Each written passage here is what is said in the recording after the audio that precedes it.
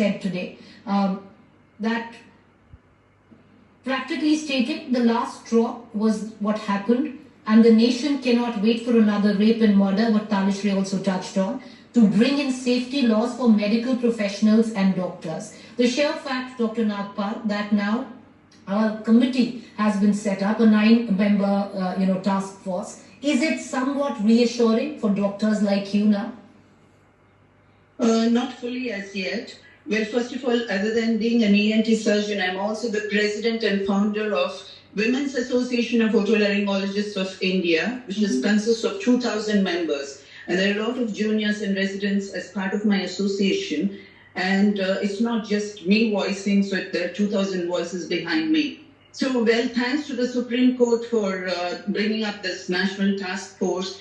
But I feel they should be not just a 9-member team, they should have several state task forces under the national task force.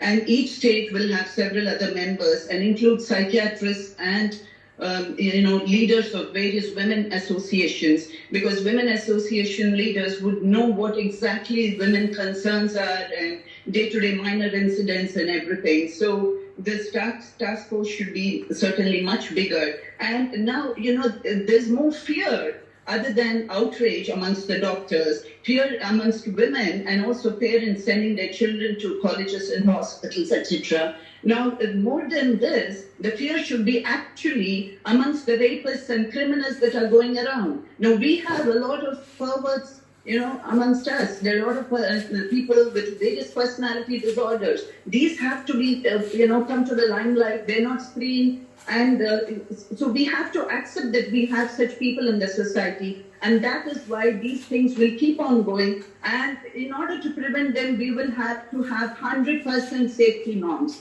So we have to ensure safety protocols at every institution, company, school, college, anything. So 100% safety means in which we need to deploy, more police, more bouncers, and take responsibilities in terms of, whether if you're a nursing head or whether you're principal of a school or you're director of a hospital, and ensure more duty rooms and ensure more security personnel and conduct mock drills, several mock drills every day. And, today the DGHS was saying there should be a code violet so that, you can do this mock drill every day in the hospital also. And this is all very much required because, we don't want a single rape happening anymore. And whatever we have come to know is also just the tip of the iceberg. Believe me, there are many more rapes happening around. Yeah, this is just a reported number. You're right.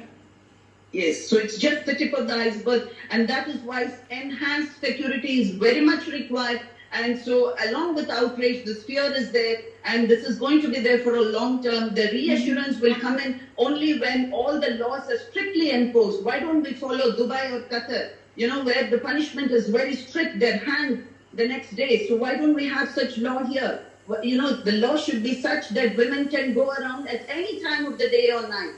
So we have various women force working, even whether it's media or hospitals or anything. No, these cannot stop, right? There are a lot of anesthetists, there are a lot of gynecologists, a lot of people working for emergency, and similarly nursing shifts, etc. So this will continue. So enforcing law and punishment, and the punishment should never be delayed. Hanging or whatever be the punishment. In case of rape, of course, hanging or even removing the genitals, or strictly enforcing any other, punishment in terms of, like in case of molestation or domestic violence or any other violence, it should be within a short period, specified period. If it is rape, probably less than 4, yes, preferably less than 24 hours, and any other violence within 1 month. So if the punishment is delayed, there will never be a fear amongst these criminals. So this is very much required, and ASAP.